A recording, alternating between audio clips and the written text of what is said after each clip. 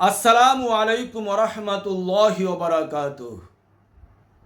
দূরের ও কাছের, দেশ এবং বিদেশের সকল বাংলা ভাষাভাষী মুসলমান ভাই এবং বোনেরা, নবীজি সাল্লাল্লাহু আলাইহি ওয়াসাল্লামের সৃষ্টি রহস্য সম্পর্কে আজকে আমি সংক্ষিপ্ত আকারে কিছু তাত্ত্বিক আলোচনা করতে চাই।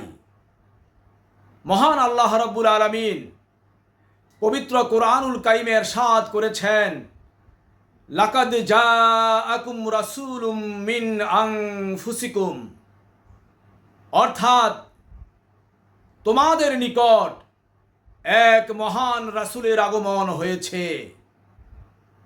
পবিত্র কোরআনুল কারিমের সূরা তাওবার আলোচ্য এই আয়াতে কারিমার তাফসীর সম্বন্ধে, যে রাসূল সাল্লাল্লাহু আলাইহি ওয়াসাল্লাম কোথা থেকে এসেছেন এ সম্পর্কে সাহাবী হযরত আবু হুরায়রা রাদিয়াল্লাহু তাআলা আনহু রাসূল সাল্লাল্লাহু আলাইহি ওয়াসাল্লাম থেকে ইরশাদ করেছেন যে একদিন রাসূল আকরাম সাল্লাল্লাহু আলাইহি ওয়াসাল্লাম কথা প্রসঙ্গে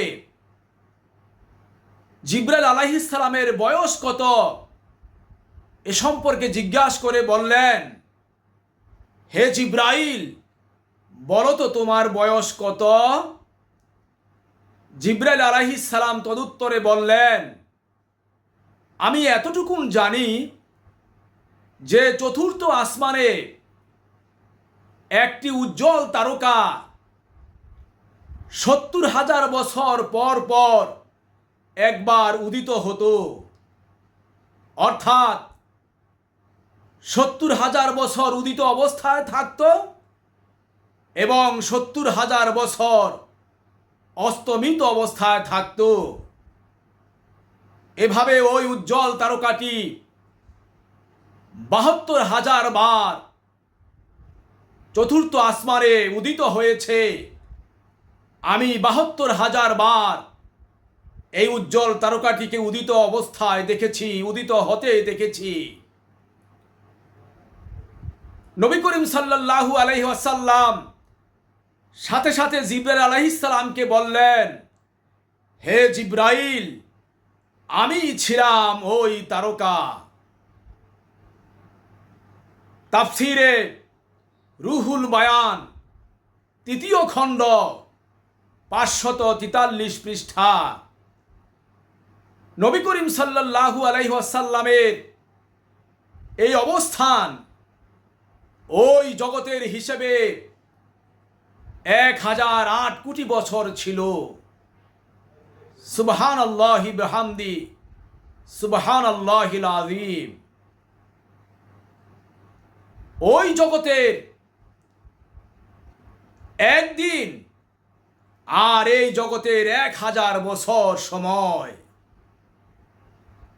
তাহলে নবী করিম সাল্লাল্লাহু আলাইহি ওয়াসাল্লাম সেই চতুর্থ আসমানে উজ্জ্বল তারকা অবস্থায় ৫০৪ কোটি বছর উদীয়মান ছিলেন আর ৫০৪ কোটি বছর অস্তমিত অবস্থায় ছিলেন। তাহলে চিন্তা করে দেখুন, হযরত জিবরাইল আলাইহিস সালামের সৃষ্টির পরে আমাদের প্রিয় নবী হযরত মুহাম্মদ সাল্লাল্লাহু আলাইহি ওয়াসাল্লাম, নূর নবী সাল্লাল্লাহু আলাইহি ওয়াসাল্লাম চতুর্থ আসমানে ১০০৮ কোটি বছর বিদ্যমান ছিলেন উজ্জ্বল তারকা রূপে। আর জগতের হিসেবে, এই জগতের হিসেবে কত হাজার হাজার লক্ষ কোটি বছর হয় তা হিসাব করে বের করা বড়ই অসম্ভব বিষয়। আর জিবরাইল আলাইহিস সালামের সৃষ্টির আগে মহান আল্লাহ রাব্বুল আলামিনের কাছে আমাদের নূর নবী নূর হিসেবে কত হাজার হাজার কোটি কোটি বছর বিদ্যমান ছিলেন তা কোনো মানুষের বিবেক বিবেচনা হিসাব করে বের করতে পারবে না, তা বড়ই অসম্ভব বিষয়। সুবহানাল্লাহ, সুবহানাল্লাহ।